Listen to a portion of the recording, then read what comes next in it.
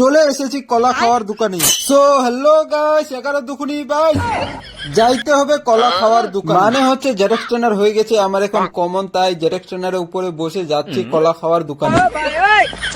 চলে এসেছি কলা খাওয়ার দোকানের সামনে। আমার জেরক্স ট্রেনার চলতেছিল 255°C। এসে গেছি কলা খাওয়ার দোকানে। আমাকে বলতেছে কলা পয়সা দিয়ে খাওয়া যাবে না, কলা খাইতে গেলে। মানে হচ্ছে তোমরা তো জানোই কলা খাইতে হলে লাগাইতে হবে গাছ, তার জন্য নিতেই হবে আমাকে বীজ।